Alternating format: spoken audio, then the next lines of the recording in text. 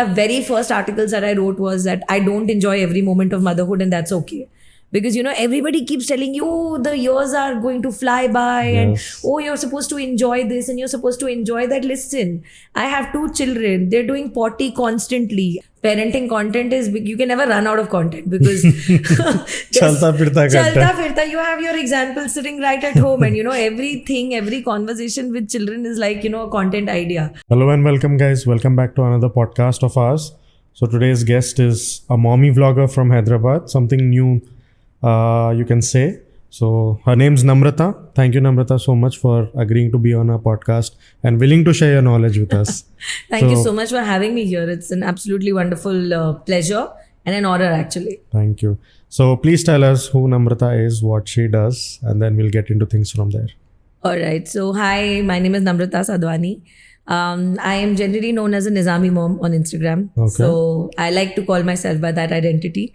And I also like to call myself a Jill of all trades because मुझे लगता है मैं बहुत सारी चीज़ें करती हूँ और सब चीज़ें अच्छे से करती हूँ. Okay. So that is what I like to call myself. And so I am a mom of twin boys. Okay. They are 10-year-old now. And my whole content creation, vlogging journey started after I had my kids. I am an architect by profession, a teacher by passion, and a content creator by circumstances, I should say. I work for Momspresso as their city editor for Hyderabad. Oh, nice. And I also volunteer with an organization called Safety, which is a women's rights organization. And I also partner with M Social, which is again a platform connecting mothers from different parts of the country. So that's about me. Yeah, I like to keep it real and relatable always. And thanks again for having me here. Did you forget anything or there's more to this? Like I said, I'm a Jill of all trades. So you and me share something in common. Right. I would love to know what that is. Any guesses on that? We have a lot of Sindhi friends. No. I'm an architect too. Oh, you're an architect Yes. too? See, this is why we're just finding this out on air. Lovely. So nice to know that. So I have my reasons of me not continuing architecture. What's your reason? My reason for not continuing architecture. So I graduated and I actually have a master's in architecture. Okay. But 7 years down the drain. yes, not down the drain. I think everything that you do in life, it teaches you a lot of things.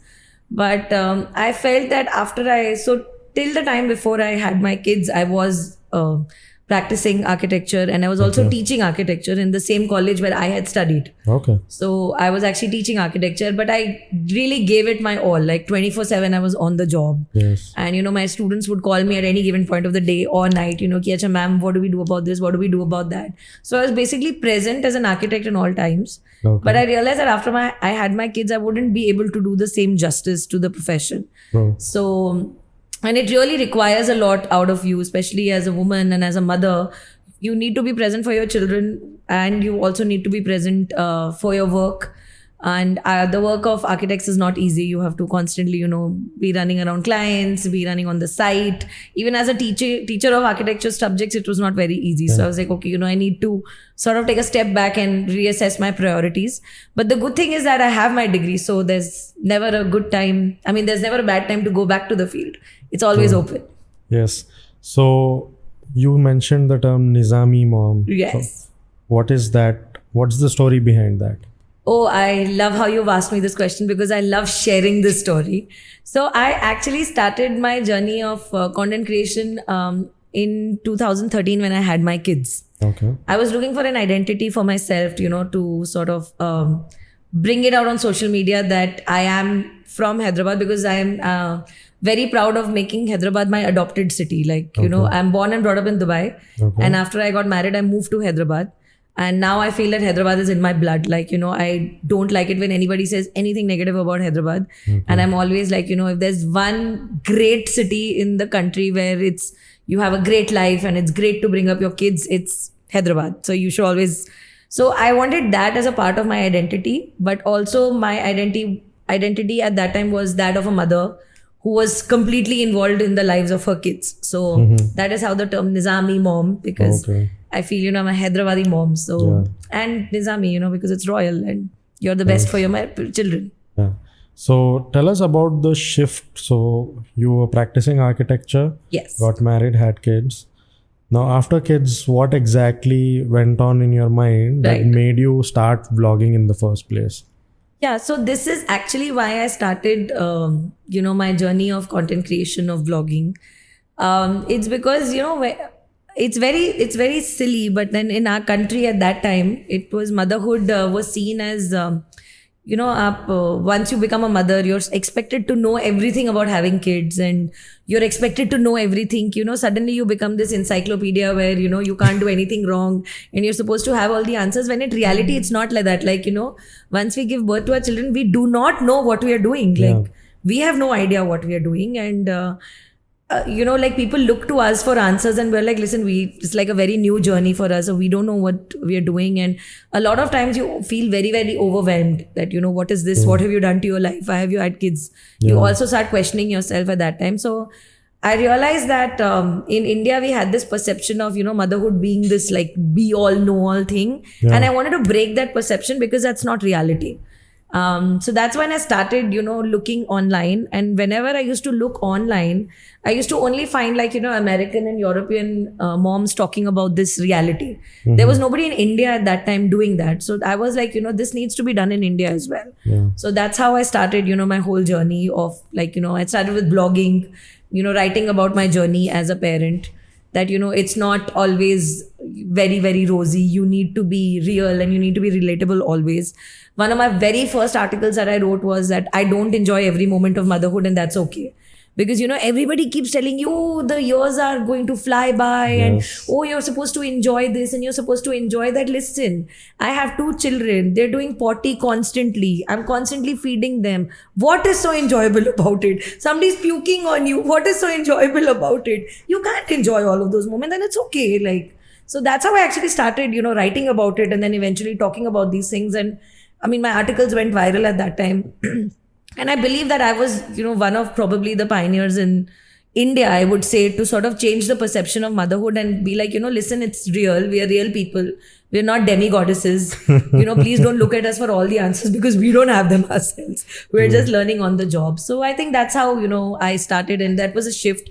And because I found an audience, like, there were a lot of mothers who reached out to me and said that, listen, this is exactly what we wanted to listen to. Like, we wanted to know that, we're in the same boat and what we are feeling is not all wrong, and it's okay to feel like this. And I found my audience, and I think they've stayed with me for all those years. So I think that's how it all started. So one thing is to attract audience, like you said, you found relatable content and that didn't exist in the Indian scene. Yes. You capitalized on that. Yes. And in the end, you said that they stayed. Yes. So staying also means building some form of relatability and connect with them. Yes. Right? Yes. So how did you manage to maintain that connect with them? Correct. So yes, I think, what you said, it's very important to build that connect and then also maintain that connect, because somewhere down the line, I feel that a lot of people get started with the right intention in mind, but then, the glitter and the gloss of the profession sort of, derails them. But in my journey, I've always kept it real and very, very relatable always. Because I know that the audience that came to me looking for real experiences, they want to know real experiences. They don't want to see, they don't want to see something that I'm not. And I've always kept it real and relatable always.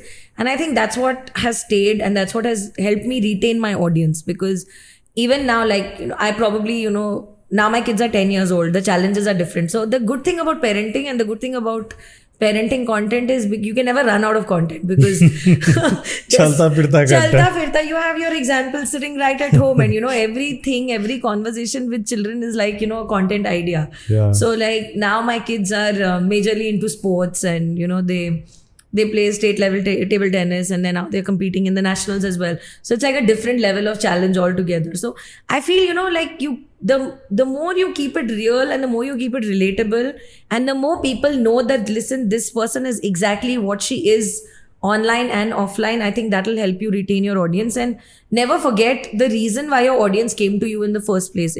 I think if we all remember that, it will help us a great deal in retaining our audience as well and keeping them engaged always. True. Yeah. So just to lighten up the mood a little bit, what do you find more challenging, vlogging or parenting?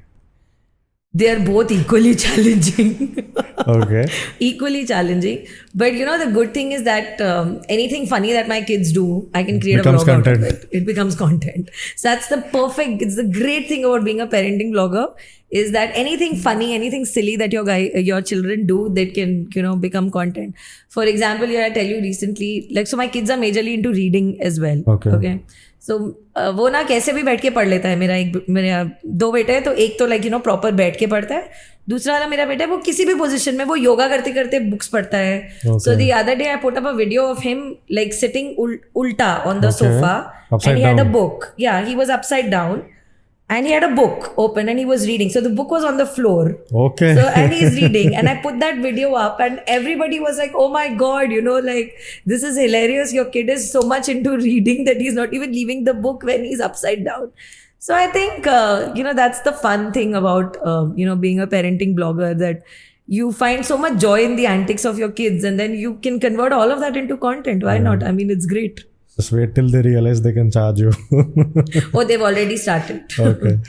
So what I do is, everything that I get paid for, which has them, I have a bank account in which a percentage of that goes in. So Nice. yeah, I'm creating their future already. They better thank me when they turn 18. So how often do you get that itch to go back to architecture now? I don't actually. You don't? No, I don't, because I feel the journey of vlogging and the journey of content creation has given me so much joy and has helped me connect with so many people. I don't think I could have connected with that many people, once, if I was in the field of architecture. So I don't get the itch very often, but sometimes when so I still get called to attend architecture juries and assess them. So you're one of those devils who go and torture kids. Yes, I do. I torture them a lot. And then, I keep asking them, okay, what are you guys watching on Instagram? So they keep telling. And, a lot of I was in a jury in a couple of months ago, I was at a jury. And so it was about, how to create your connect with the client. So a lot of the children actually came and told me, that, oh, we waste a lot of time watching reels on Instagram. And I'm like, really? What reels are you watching? So they were surprised to know that, somebody who's come for a jury can actually be asking them this question. I'm supposed to be this very serious person who's, why is this window here? Evaluating them. But I'm always like, okay, listen, just tell me what you're watching and why aren't you following me? So, yeah, it's fun. And I don't because I feel that the field of content creation has given me so much joy and so much love. I don't think architecture would have given me that much. And people connect. I love connecting with people and I love staying around them. But you know what I feel is, if I ever start to feel old, I'll go back and teach in architecture college. Being surrounded by all those young people will make me feel young again. Yes. Yeah. So, like you said, you like to call yourself the Nizami mom, and Hyderabad is your adopted city, and you were born and brought up in Dubai. Right. How different is motherhood there and motherhood here in terms of how people look at it? Yep. And also the kind of support you get from your partner, if your partner were to be someone who was born and brought up in that landscape in comparison to here? I think parenting is difficult everywhere. First of all, let me just tell everybody that parenting is very difficult. So if you're thinking about having a child, please remember that they're going to be with you for 18 years at least. And they're going to, you're going to be responsible for every decision of theirs. So, just a fair warning to everybody who's thinking about having children. But, parenting is difficult everywhere. So I've not really had an experience of being a mother in Dubai, so I can't really talk much about that. But I was raised in a very, very, very, very middle class home in Dubai, and that time was different, and Dubai is very different now. Dubai is all very glittery and glossy, and largest garden and tallest building and largest this and largest that. But for me, my Dubai is always, the Abra and the spice markets and my markets in Karama where I grew up. So for me, that is Dubai, and I had the best memories of growing up in Dubai with and there are so many Indians in Dubai that you actually don't feel like you're out of India. So I think my growing up years in Dubai were filled with a lot of joy, where it was actually it was very real and very authentic. But I don't think it's like that now anymore in Dubai. But it's been a while since I went back. And parenting in Hyderabad, I think it's the best, because you have the best of international culture. You've got so many people from outside. You've got the best of local culture, and you've got the best of like apna Hyderabadi culture is amazing. Apna hau, apna nakko, apna biryani is like the best. So I think if I were to raise my children in India, which I am doing now, I wouldn't pick any other city other than Hyderabad.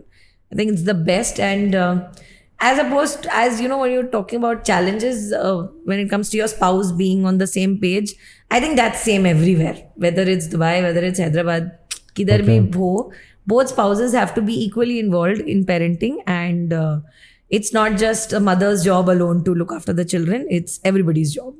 In fact, it is the whole family's job. It is not just the mother's job. It takes a village to raise a child. It takes a whole of Hyderabad to raise my children. And I believe in using every resource that comes my way. So in my house, everybody is involved in raising my children. Yeah, more so because you had twins. So that brings me to the next topic. How difficult is it to take care of twins? Because that is taking care of two infants at the same time. Yes. How challenging can that get? And how easy do you think it would have been for you if you had just one child? Yeah, so a lot of people ask me, oh my God, wow, you have twins. What was it like raising twins? So I keep telling everybody, so I didn't sleep for 2 years of my life. That's what it's like raising twins, which is literally the truth. I didn't sleep for 2 years while my babies were small. So I didn't sleep for 2 years. But uske baad, it's been very, very smooth, touch wood, because they're each other's best company. They don't need anybody else. And now they're at a phase where they don't even look like twins, So I have fraternal twins because they don't look alike at all. So one of them actually looks like the elder brother and one of them looks like the younger brother. So now I'm spared of all the questions also. But it was so funny whenever I used to go out, which I did very little of in the first 2 years, because it's just too much of a hassle to pack 2 children, pack their 2 prams and, pack 2 sets of everything to go out. But whenever I used to do the little bit of going out, everybody used to be like, oh my God, you have twins. I'm like, yes, I have twins. Please take them away from me for some time so that I can take a break. But, everybody's default thing was when they used to see my kids was, oh my God, they look the same. And I used to tell them, no, they don't look the same, because we have this thing of very Bollywood thing, that we have these movies like Judwa and Sita and Geeta ki ek ko maro to dusre ko bhi dard hota hai and ek ko pyar karo to dusre ko bhi hota hai. It's not like that, please. All twins don't look the same and all twins don't feel sensations at the same time. So I feel, it's like breaking that stereotype of having twins. But a lot of people used to ask me that, oh my God, they're twins, they look alike. And I used to keep telling them, okay, fine, if that's what you want to believe it. I can't say anything. Like, मैं आपको चश्मा नहीं दिला सकती हूँ check करने के लिए कि मेरे बच्चे same लगते हैं कि नहीं. So I feel it was very challenging in the first 2 years, but now it's great because they're each other's best company. I don't have to do anything. They're, dealing with each other's tantrums. They're dealing with each other's, उनको पता है कि इसको ये पसंद नहीं है, उसको वो पसंद नहीं है. So it's great now. That's nice. As opposed to having an individual child, I think, I don't know what that's like. Like, is it easier? Do you get more sleep? I want to ask mothers, do you get more sleep?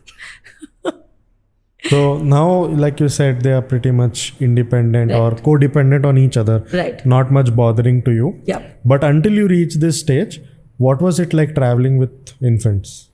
It was very, very challenging, especially challenging with 2 kids, because I took 3 trips till the time they turned 18 months old. So one was Amritsar, the other one was Indore, and the other one was Gujarat. And after those 3 trips, I decided that I am not traveling with these children until they turn 4 years old and are completely, independent in terms of eating, in terms of, being a little more independent, because otherwise you're just traveling with so much luggage. There's no time to, sort of explore. And I feel what happens, when you have one child, the other parent can take a break. So like if you have one child, if one parent is tired, the other person can take over and the other one takes a break. But what do you do when you have twins? Like, nobody's allowed to take a break. You can't take a break because there's 2 people to take care of and there's 2 people to carry and there's 2 people to feed all the time. So it's exhausting. Like, it's mentally, physically, emotionally, financially. It's exhausting. Yes. But after that, once they're out of that, the whole diapers and bottles phase, I think it's such joy to travel with them because they see things that we don't, and they they go talk to me, like when now we do a lot of traveling together. So like they go and they have a very bindas way of going and talking to people. And so as adults, I feel we are a little more hesitant in, approaching strangers. But kids are like, they'll just go and talk to people. They're like, what are you doing? Where are you from? उनकी पूरी life history निकाल देते हैं. हम तो parents, हम सोचते हैं कि मतलब they're being very offensive. But others also seem to enjoy that because it's coming from kids. So it's a lot of fun traveling with kids now. But pehle no, not at all. What tips or advices would you give to new mothers who are about to travel or want to travel? So any advice for new mothers, always I want to put this disclaimer first that I'm talking from my own experience. So your experience may not be the same. But technically speaking, वैसे सारे बच्चे same ही होते हैं बचपन में, so it's okay. But my only advice to all new mothers is that always follow your own instinct, because that is the strongest thing that will, keep you at level in motherhood. Because as mothers, we are constantly being given so much advice by so many people. And so much, people keep telling us, आपको ऐसे करना चाहिए, आपको वैसे करना चाहिए, आपको ये नहीं खिलाना चाहिए, आपको ऐसे नहीं सुलाना चाहिए, आपको इस स्कूल में डालना चाहिए. We are just bombarded with advice, and also we are bombarded with judgment. अच्छा आपने अपने बच्चे को इतना जल्दी स्कूल में डाल दिया, अच्छा आपने अपने बच्चे को ऐसे कपड़े पहनाए, so everything that we do for our kids is judged to like another level. So I always, tell, new mothers that, listen, it's okay. People don't know what they're talking about, and you are the best judge of what you need to do for your children. So always trust your instinct. And when you want to travel with your kids, be very, very flexible. Like it's okay if they don't nap at the same time that they do when they do at home. It's okay if they don't eat at the same time. You always have to be very flexible when you travel. And also you always have to see, if you need help, ask for it. When you're traveling, especially like, you're on a flight and you feel that, your child is not being able to be controlled by you, you can always ask for help. I think in India also, like in mothers specifically, we are seen as very bad mothers if we ask for help. Like, अच्छा, you can't handle your child yourself. That's ऐसी mummy हो आप कि अपना बच्चा खुद नहीं संभाल सकती हो. So it's not like that. It's okay to ask for help. When you're traveling, even when you're not traveling, when you're at home with your kids, if you need help, please ask for it. Because you are not a bad mother if you ask for help, And more on travels, like sometimes when I've traveled with my kids, like, there's a point where I'm carrying like 5 things and I want to hold my child's hand also. I actually, just tell somebody who's standing next to me, like, listen, can you please hold this for 1 second? I need to, arrange things and I need to, get ready for, just walking and stuff like that. And people are actually very helpful, we don't realize it. And we always have this thing, strangers se baat nahi karna chahiye and whatever. But just trust your instinct, and if you need help, ask for people who look like they will be able to help you. Of course, I don't mean to say ki go ask for help from an 80-year-old person or like, from a 75-year-old person who's already dealing with their own things. But like ask for help from people who can help you, and they should be able to help you out. Ask for help is my main thing. Yeah. So since you have a loyal viewership for the past, say, 10 years almost, and a lot of people, you are approachable in general, even on social media, right? Yes. So a common question that I feel women must have asked you in particular, that too, with a lot of hesitation, is this postpartum depression. Right. So when they reach out to you with regards to that, how do you help them out and what do you advise them? So yeah, I feel this is a very pertinent topic, especially, when it comes to me and, being a parenting blogger.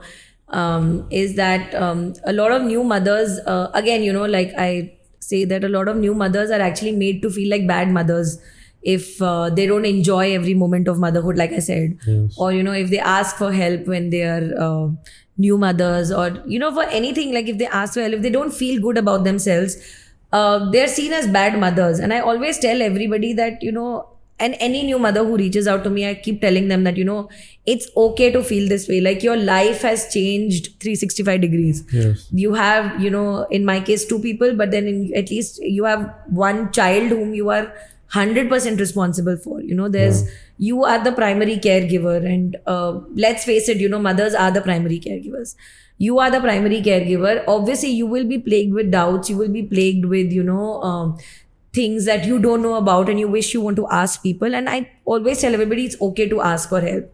And there are a lot of in fact, I have also started this petition that it's on change.org, where at your so usually mothers have a 6 weeks postpartum checkup with their doctors. After giving birth, after 6 weeks, you go to your doctor to check if everything is okay.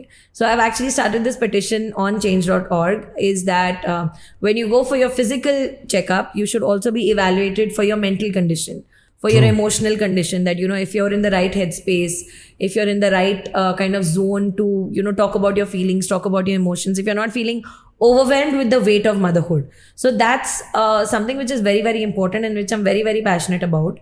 And so that's something I'm working towards. So for every mother who reaches out to me for postpartum depression, because see, personally, I've not faced it myself.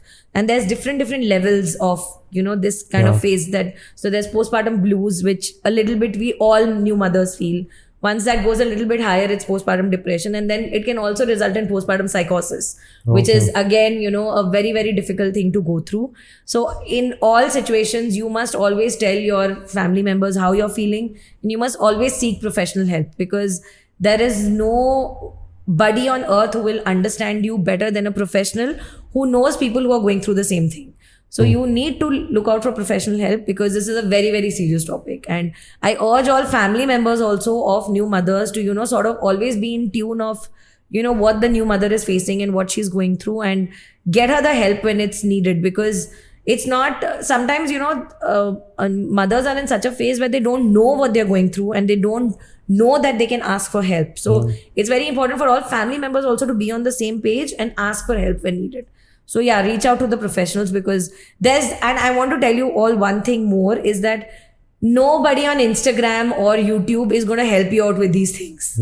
Yeah. When it's time to reach for professionals, you must reach for professionals, because they will be able to give you the help that you need. Amazing. Yeah. So now, if somebody being a mother, kids have reached a certain age where they are able to autopilot mode basically, right. And they want to start vlogging, right? Probably create content, something like you, like a mommy vlogger, and help people also and build a community. Right. How would you ask them to or advise them to start? Yeah. So yeah, this is a very interesting question, because I feel like I can only share what has worked for me in my journey. And what has worked for me has been always keeping it 100% real and relatable always. So I know that there is also a section of parenting bloggers who talk about different aspects from what I talk about. But my audience has stayed with me because I've always kept it 100% real and 100% relatable. So if I'm having a bad day, I actually go online and talk to my audience that, I'm having a bad day and it's been a terrible time. Like my kids fought with me, they argued with me, and उन्होंने आज ये कर दिया, उन्होंने आज वो कर दिया. So and I feel that's what keeps me connected. So the one advice that I always give people out there is that mothers specifically who want to get into this content creation is that always keep it real and relatable always. And always see how you are giving value to your audience. Like they are following you for a reason. Yeah. Correct? Or they will start following you for a reason. So give them something that, they should follow you for. Find your niche and stick to it. Like for me, I know that I may not be the kind of mother who will tell you that 50 different ways to keep your kids engaged, or 60 different books you must read to your child, or 5 different things you can do to control your child's anger. I'm not going to be that mother, because I'm also still learning on the job. Yes. I don't know how to do all of that. But I will tell you that if you're having a bad day, it's okay. If your children are giving you a bad time, it's okay. You're not a bad mother. If you feel that you really need a break and you need to just go out and take a solo trip or go meet your friends, I will tell you that it's okay. You're allowed to do that. So I'm that mother. So find your niche, find what works best for you, keep it real and relatable always, and then your audience will always stick to you. So I think that's what has worked for me, and I feel that has also worked for a lot of different content creators. So I think keep it real and relatable always has worked for me, and I think it will work for everybody. Amazing. Yeah. Thank you for sharing so much knowledge with us. And like for instance, sorry, I didn't mean to cut you off, but there was this post that I had written once that, it's okay to cry over spilt tea. Because, we always say that, and there's no use crying over spilt milk. There's no use crying over spilt milk. But there was this morning that I had experienced, when my kids were around, I think they were around 8 years old, where everything that had to go wrong in the morning was going wrong. Okay. I woke up late. मैंने खाना देर से बनाया. मेरे बच्चों का tiffin मैं उनके bag में डालना भूल गई. वो लोग मेरे से लड़के, they fought with me before they went to school. They missed their school bus. So everything that had to go wrong possibly, went wrong that morning. Okay. And then I realized, okay, now it's time that I must sit down, I must calm myself down, and I must have a cup of tea. So all of that time I was holding my emotions inside me. Yeah. But then when I sat down to have my cup of tea, my tea spilled over. Okay. And that was like the last straw. And then I burst out crying, that, oh my God, what is going on? What is going on with my life? So I feel, that was one of my most read posts, and I converted it into a video later. So that was one of my most seen videos that, it's okay, you can cry. It's you're allowed to cry. So keep it real and relatable always, and people will always find a reason to stick to you. True. Yeah. So before we wrap this up, Yeah. common question that I ask everyone is, from this experience of doing this entire podcast today, Right. what is that one thought, one feeling, one emotion, or just anything that you're going to take away with you? Yeah, first of all, thank you so much for having me here. I think, and like I was telling you, this is my first time. So I'm very, very excited about this.